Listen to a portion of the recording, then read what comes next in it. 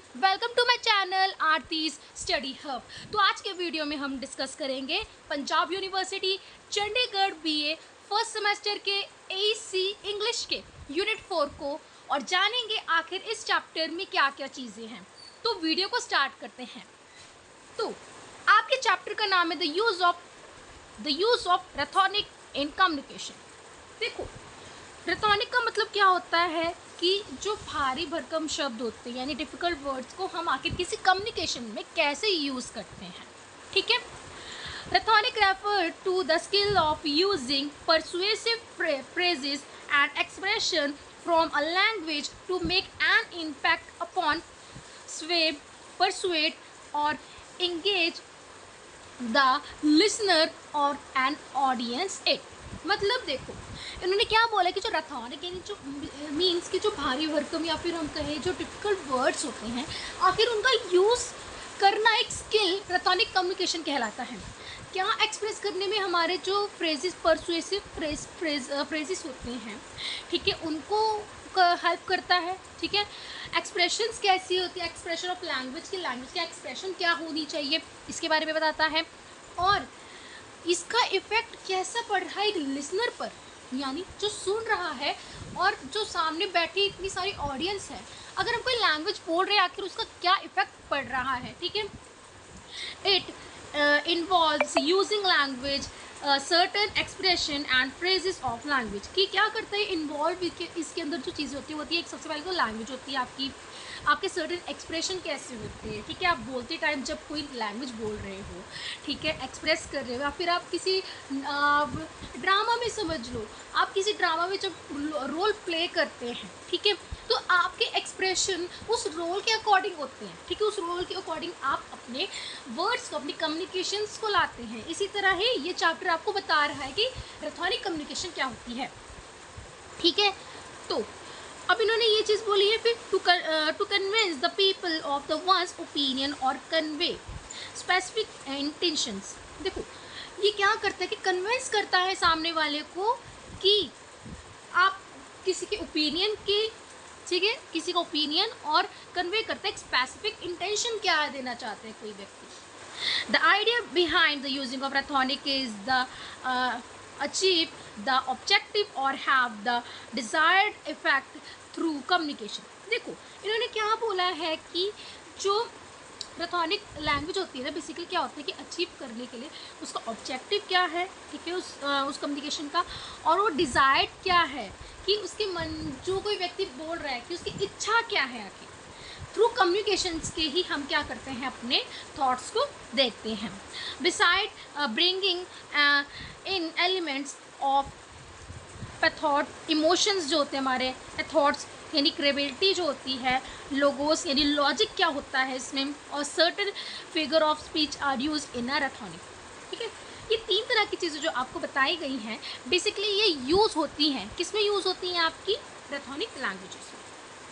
अब देखो, figure of speech क्या है आखिर इसकी डेफिनेशन। अगर हम एक्सप्लेनेशन की बात करें कि आखिर एक फिगर ऑफ स्पीच क्या होती है, basically a figure of speech is a literary device और tool used in a language for a more effective and impactful communication. देखो क्या होता है बेसिकली कि जो फिगर ऑफ स्पीच होती है ना, उसमें क्या होता है, जो हमारी लिटरेरी डिवाइस है, आपने देखो +2 में भी लिटरेरी डिवाइस पढ़े होंगे। ठीक है।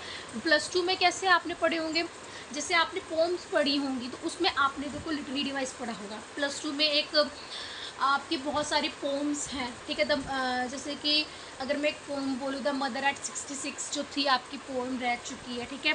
अगर आप उसमें देखोगे उसमें सिमिली भी है। ठीक है। ये सब क्या, ये लिटरेरी डिवाइसेस तो होते हैं एक तरह से। ठीक है। तो इसी तरह इन्होंने क्या बताया है कि आखिर लिटरेरी डिवाइसेस भी क्या, लिटरेरी डिवाइस क्या होते हैं, टूल होते हैं लैंग्वेज को इफेक्टिव बनाने के लिए, इम्पैक्टफुल। जब हम इंग्लिश कम्युनिकेशन कर रहे होते हैं, जब हम रेथोनिक लैंग्वेज या फिर हम अपने उसमें एक इम्पैक्टफुल कम्युनिकेशन बनाना चाहते होते हैं, तो उसमें हम क्या करते हैं, लिटरेरी डिवाइसेस का अक्सर यूज़ करने लगते हैं। ठीक है। Communication while adding beauty and grace of a language. जैसे हम कहते हैं ना कि एक खूबसूरती दे दी, एक ग्रेस दे दिया, एक निखार दे दिया हमने किसी लैंग्वेज को।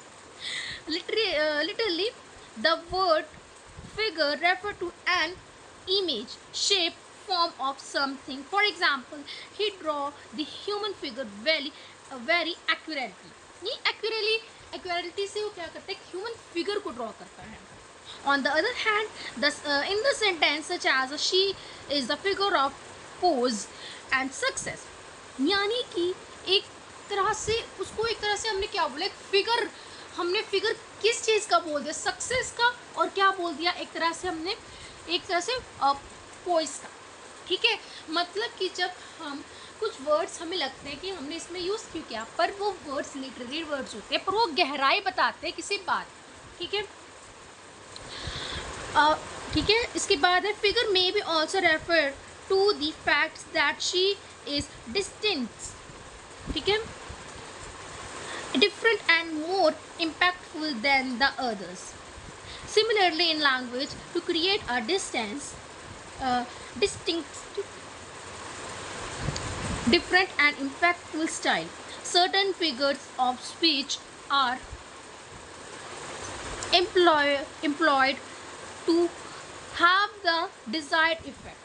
ठीक है, impactful बने कि जब आप किसी देखो आप इंटरव्यू देने जा रहे हो सपोज, ठीक है, तो क्या होगा कि अगर आप बहुत अच्छे से कम्युनिकेट करोगे, ठीक है, जब आपका इंटरव्यूअर, आप इंटरव्यूई होंगे उस समय, ठीक है, तो अगर आप अच्छे से लैंग्वेज यूज़ करोगे तो क्या होगा कि आपकी लैंग्वेज को बहुत अच्छे से देखा जाएगा. आई होप आपको समझ आ गया होगा. आज की वीडियो में इतना ही. ठीक है, ये पार्ट 1 था. पार्ट 2 अगले वीडियो में आपको देखने को मिलेगा. सो गाइस, प्लीज़ अपने दोस्तों तक शेयर कर देना जो अभी बीए फर्स्ट सेमेस्टर में आए हैं, या बीए हो, बीएससी वालों का अगर सिलेबस सेम होता है तो वो भी इस वीडियो को देख सकते हैं. और साथ ही साथ प्लीज़ शेयर कर देना. ठीक है, अगर कोई क्वेरी होती है तो आप हमें कमेंट कर सकते हो. ठीक है, हम आपकी कमेंट्स पढ़ेंगे. ठीक है, अगर कोई सब्जेक्ट पे चाहते हो तो उस पर हम वीडियो बनाने का ट्राई करेंगे, और आगे और भी सब्जेक्ट जैसे पॉलिटिकल साइंस, हिस्ट्री, ज्योग्राफी जैसे, उस पर भी हम वीडियोज़ जल्दी ही अपने चैनल पे अपलोड करेंगे. तो प्लीज़ चैनल को सपोर्ट करना, लाइक करना, शेयर करना एंड सब्सक्राइब ज़रूर करना. So happy learning.